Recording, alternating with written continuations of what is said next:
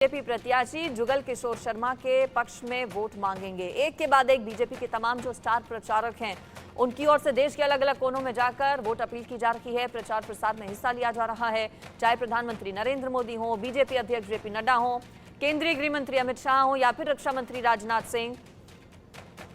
Star प्रचारकों के अलग अलग राज्यों के लिए लिस्ट बीजेपी की ओर से जारी की गई है और सभी पूरी तरह से मोर्चा संभाले हुए हैं। एक के बाद एक बैक टू बैक दौरे अलग अलग राज्यों के इन बड़े नेताओं की ओर से किए जा रहे हैं। आज जम्मू में जमकर विपक्ष पर प्रहार होगा। केंद्रीय गृह मंत्री अमित शाह चूंकि आज जम्मू कश्मीर के दौरे पर जा रहे हैं, इससे पहले पीएम मोदी भी 2 से 3 बार जम्मू कश्मीर का दौरा कर चुके हैं चुनाव प्रचार प्रसार के लिए, और आज गृह मंत्री अमित शाह का जम्मू जाने का कार्यक्रम है।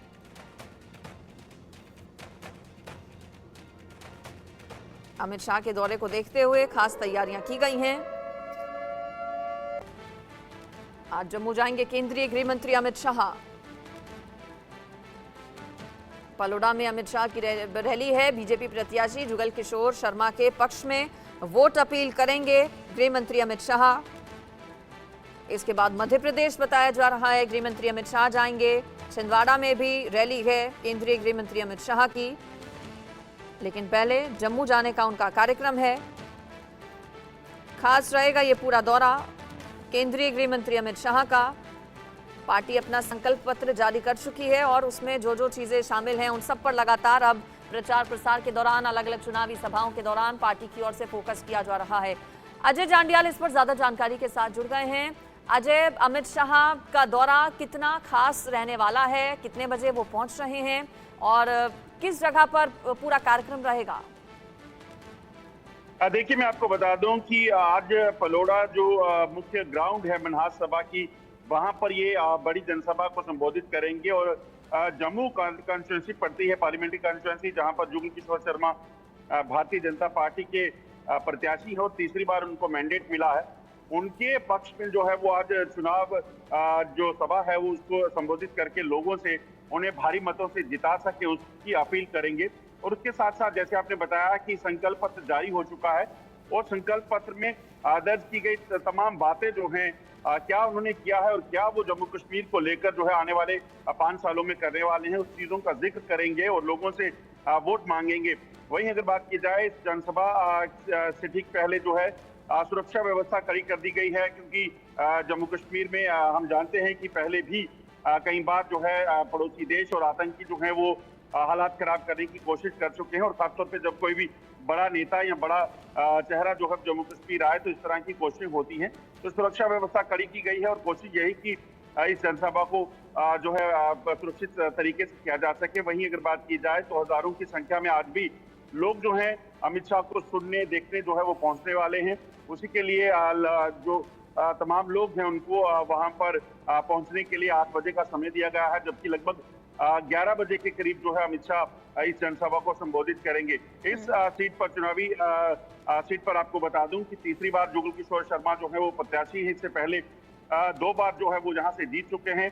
और आज अगर मुकाबले की बात की जाए तो कांग्रेस की तरफ से रमन भल्ला जो है वो प्रत्याशी हैं जो जम्मू कश्मीर के पूर्व मंत्री रह चुके हैं और दूसरी बार उनको भी यहाँ से टिकट दिया गया है। 2019 के चुनावों में वे जुगल किशोर शर्मा से लगभग 3 लाख वोट के मार्जिन से हारे थे 2014 में, और 2019 में विक्रमादित्य सिंह जो हैं रमन भल्ला जो है यहाँ से हार चुके हैं 2019 में, और अब दूसरी बार उनको टिकट दिया गया है।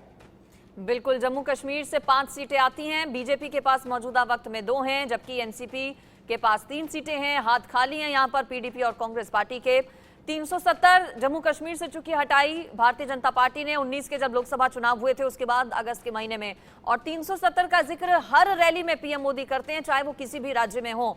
और नारा भी यहीं से आया है कि 370 हटाने वाली पार्टी अकेले अपने दम पर 370 पार करेगी और ओवरऑल एनडीए 400 पार करेगी।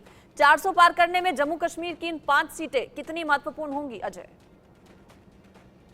देखिए, जम्मू कश्मीर में बीजेपी जो है अगर आप देखें तो सिर्फ अभी तक 2 ही सीटों के लिए उन्होंने अपने प्रत्याशी घोषित किए हैं, जबकि 4 अन्य सीटें जो हैं 3 अन्य सीटें जो पुंछ की हैं, कश्मीर की है, अनंतनाग, सेंट्रल कश्मीर और नॉर्थ कश्मीर की, उन पर उन्होंने प्रत्याशी नहीं दिए हैं।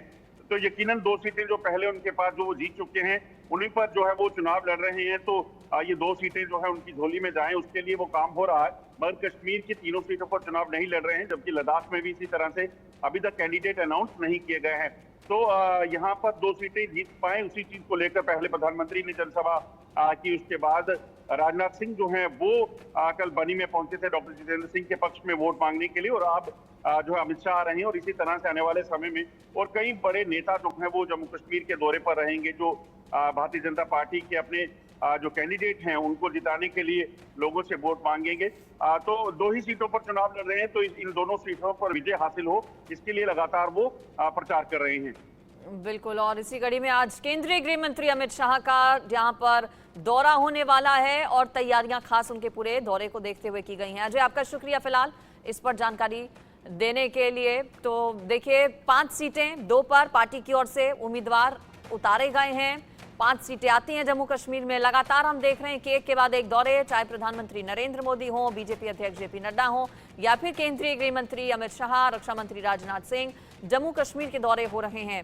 और इसी कड़ी में आज एक बार फिर से पहुंच रहे हैं केंद्रीय गृह मंत्री अमित शाह जम्मू कश्मीर के दौरे पर, जहां पर जो बीजेपी उम्मीदवार हैं उनके पक्ष में वोट अपील की जाएगी गृह मंत्री अमित शाह की ओर से। इससे पहले पीएम मोदी भी यहां पर पहुंचे थे, और पीएम मोदी की जनसभा में जिस तरह से भीड़ उमड़ी थी वो नजारा देखते ही बना था। अब ये भीड़ वोटों में कितनी तब्दील हो पाएगी ये भी देखना होगा, लेकिन प्रचार प्रसार लगातार तेजी के साथ आगे बढ़ रहा है भारतीय जनता पार्टी का। आज प्रधानमंत्री नरेंद्र मोदी जहां एक तरफ बिहार के दौरे पर रहने वाले हैं, वहीं दूसरी तरफ दौरा जम्मू कश्मीर का गृह मंत्री अमित शाह का रहने